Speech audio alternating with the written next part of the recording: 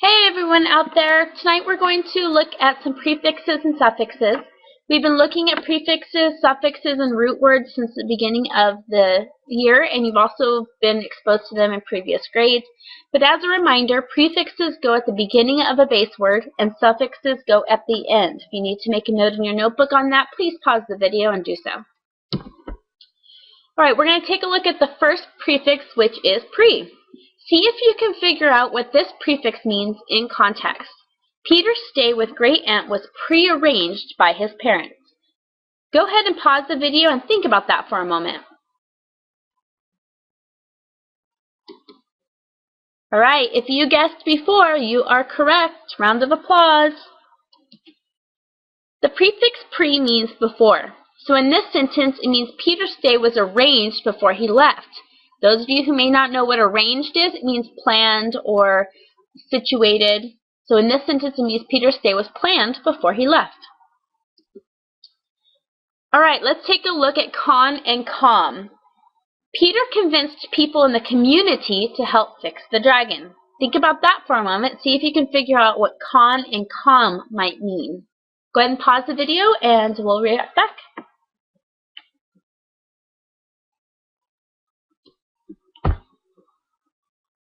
Okay, these are a little harder because if you break the word down, vinced and munity are not words by themselves. In this instance, it is important to know what the word means. If you do not know, guess what? Look it up. That's what dictionaries are for. Maybe some of you guessed it. Con and com both mean with or together. So in this sentence, convinced means persuaded to go along with, and community is a group of people living together. Alright, moving on to suffixes. This is a dictionary entry of suffixes. Suffixes are listed in the dictionary, and this is what they mean. So we have the suffix full, the suffix less, the suffix ly, and another suffix of ly.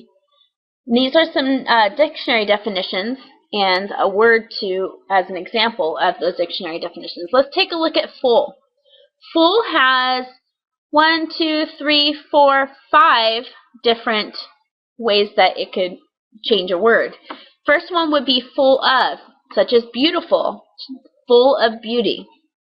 The second one is characterized by or resembling. Masterful is resembling a master.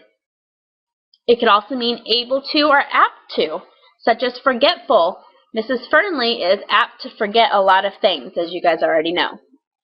And full can also mean an amount that filled, such as armful. It fills your arms. So the suffix full can mean a bunch of different things depending on the word that it's describing. Let's look at less.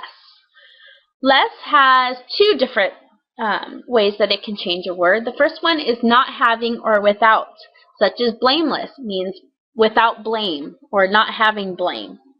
The second one is unable to act or be acted upon in a specific way. Dauntless.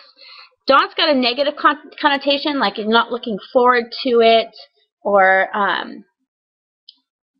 being slow or not doing something correctly. It means to be unable to be daunting. Alright, now let's take a look at ly, ly. It's got 1, 2, 3, 4, 5 different ways that it can change a word.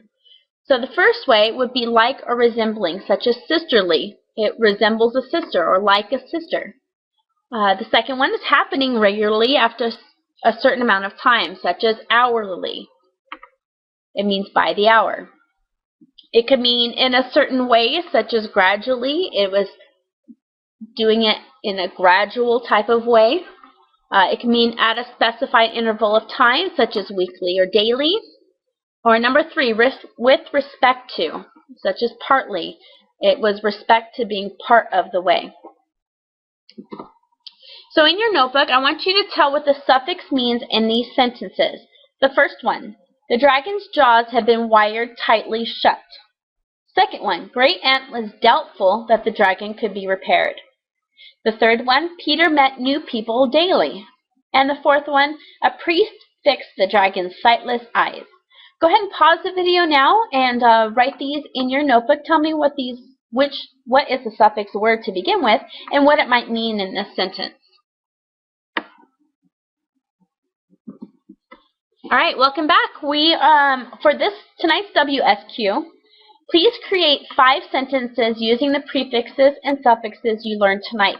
Please mix it up and not just prefix sentences, and no sentence can have the same prefix or suffix. So what that means is please don't write 5 sentences using just prefixes or just suffixes, and I don't want to see any prefixes or suffixes repeated. You have a lot of choices to use, so just don't make the same ones over and over again. Have a good rest of your night, and we'll see you in the